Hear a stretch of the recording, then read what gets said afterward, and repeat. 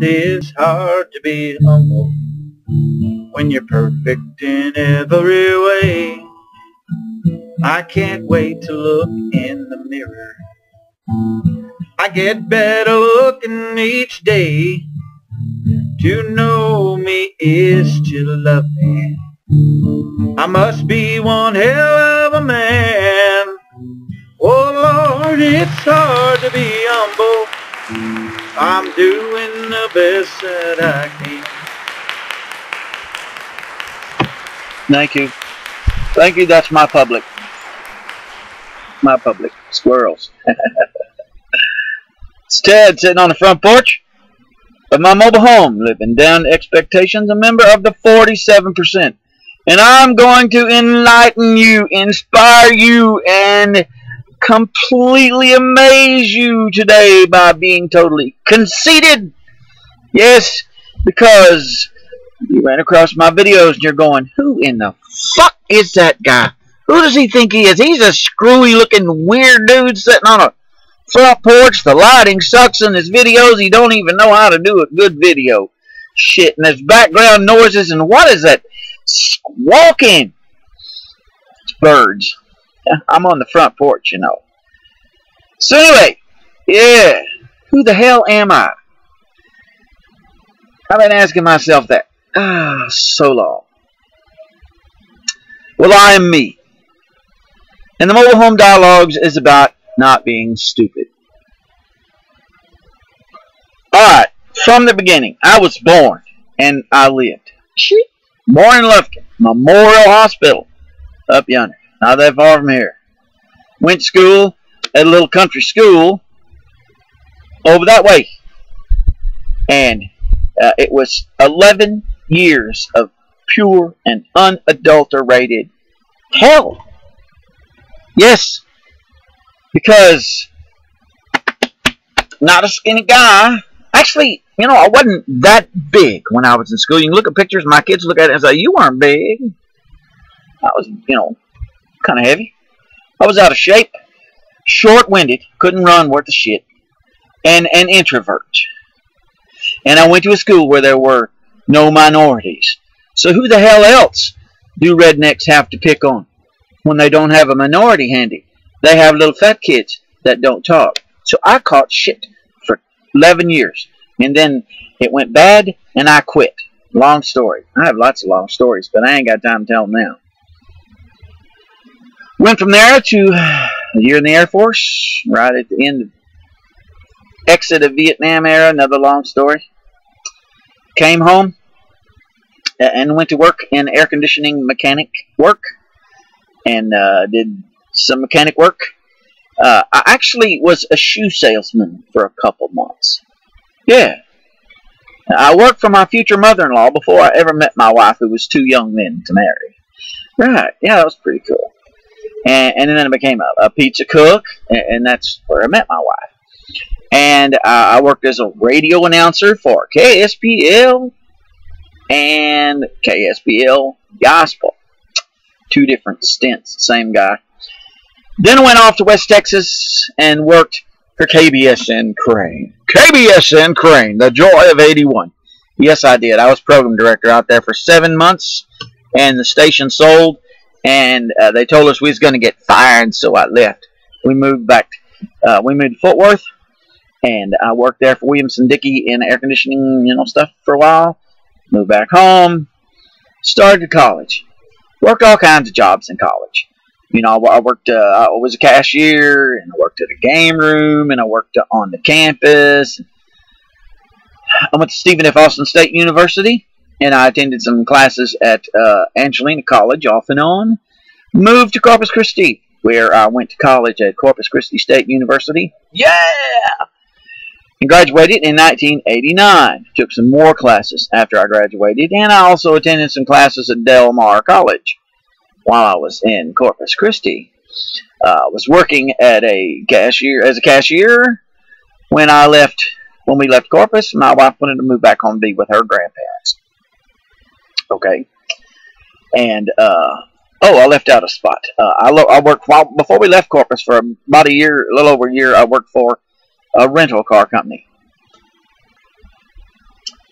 And then we moved back to East Texas, and I couldn't find work. I had a degree, but wasn't worth hell a lot. So I went to work driving a truck. Went to truck driving school and drove a truck for 7 months, and fell out of my truck and busted shit out of my leg. Wasn't that sweet? Was off work for a couple of years. Workers' comp.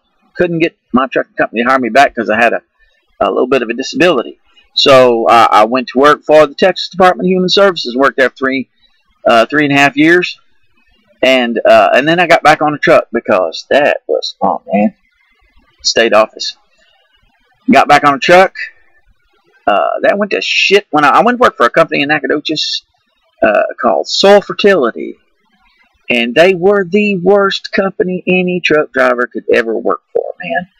I mean, they were losing money right and left. I'd pull up to buy some fuel, and the fuel card wouldn't work. And then my paycheck bounced, and I quit. Got involved in some politicking for truck driving for a very short time.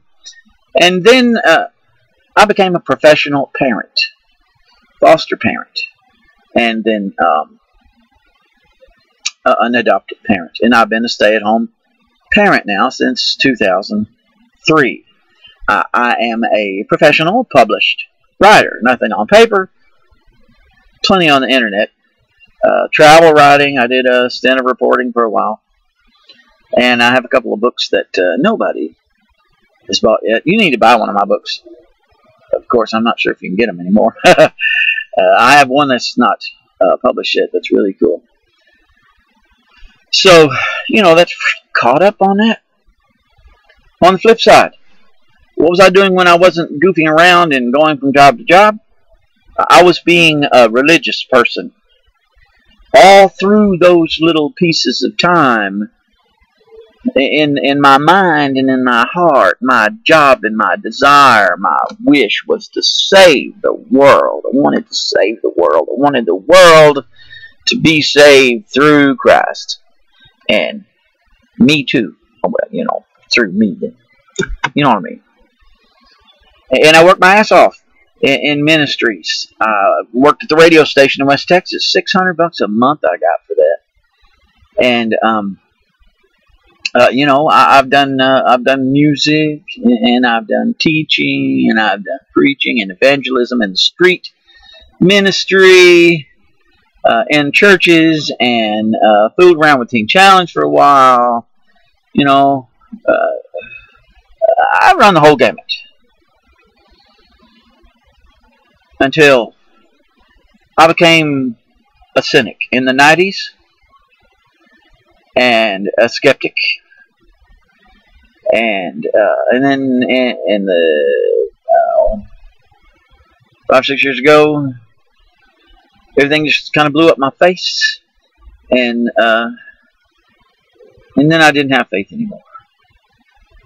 And I study Buddhism, and I believe Buddha was one of the greatest men that ever walked the earth. Buddha wasn't a god, and he never claimed to be, by the way.